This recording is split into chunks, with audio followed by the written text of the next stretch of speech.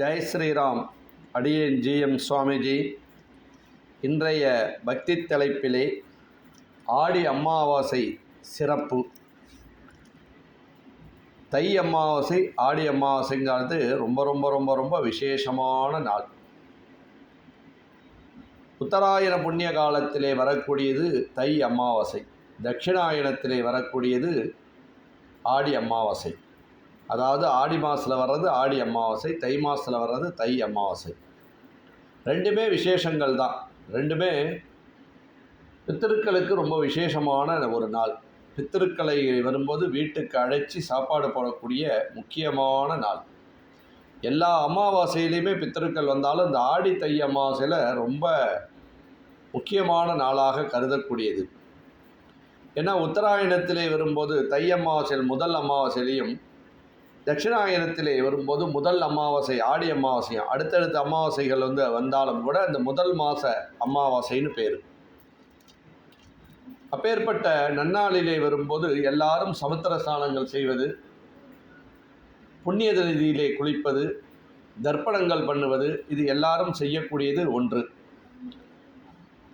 அப்பேற்பட்ட நன்னாளிலே வரும்போது எல்லாருமே தான தர்மம் செய்யணும். அப்பா அம்மா இல்லாதவா பித்திருக்களுக்கு எல்லாம் செய்கிறா. அப்பா அம்மா உள்ளவர்களுக்கு வரும்போது ஒன்றும் கிடையாதா, செய்ய வேண்டாமா அப்படின்லாம் கிடையவே கிடையாது. அவெல்லாம் தான தர்மங்கள் செய்யணும். ஏன்னா அப்பா அம்மா இருந்தவர்கள் இருந்தாலும் கூட தாத்தா பாட்டிகள்லாம் வரும்போது முன்னோர்கள், அதனால் அவளை நினச்சிட்டு முதியோர் இல்லம் போய் பசிக்கு வரும்போது உணவுகள் கொடுப்பதும், அவளுக்கு வரும்போது முதியோர் இல்லத்தில் போய் சாப்பாடு வாங்கி கொடுக்கறதும், நம்மளோட பித்திருக்களை எல்லாம் நினச்சிட்டு, முன்னோர்கள் நிறையா பேர் போயிருக்காலையே அவங்களெல்லாம் நினச்சிட்டு எல்லாருக்கும் சாப்பாடு வாங்கி கொடுக்கறது, பட்சிகளுக்கு வரும்போது உணவு கொடுப்பது ரொம்ப ரொம்ப ரொம்ப நல்லது. காக்காய்க்கு வரும்போது அன்னம் கொடுப்பதும், பறவைகளுக்கு வரும்போது நம்ம உணவுகள் கொடுப்பதும், பழங்கள் வாங்கி கொடுப்பதும், இதெல்லாம் ரொம்ப முக்கியமானது.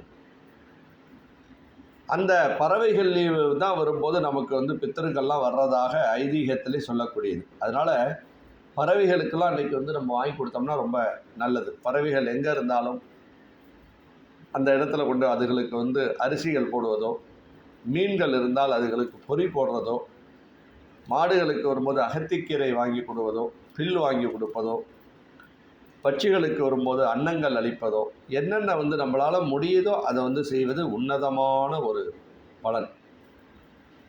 அப்பேற்பட்ட நன்னாளிலே வரும்போது சிவாலயம் சென்று வருவது ரொம்ப ஒரு விசேஷங்கள். எல்லா ஆலயமே செய்யலாம். அன்றைக்கி சிவாலயம் சென்று ரொம்ப விசேஷமானது. அன்னைக்கு துர்க்கை அம்மன் வழிபாடு செய்வதும், மகா காளியம்மனை தரிசனம் செய்வதும் ரொம்ப ரொம்ப ரொம்ப ரொம்ப விசேஷமானது. ஏன்னா ஆடி அமாவாசையில் காளிகாம்பாவுக்கும் துர்க்கைக்கும் ரொம்ப விசேஷமான நாள்னு நிறைய புராண கதையெல்லாம் சொல்லியிருக்கு. அப்பேற்பட்ட நன்னாளிலே வரும்போது நம்மனுக்கு ஆலயம் சென்று வருவது உன்னதமான பலனை கொடுக்க வாய்ப்புகள் உண்டு. இதை அனைவரும் பின்பற்றுவோமாக. அவனருள் பெறுக. ஜெய் ஸ்ரீராம். அடுத்த நிகழ்ச்சியிலே சந்திப்போம். ராம் ராம்.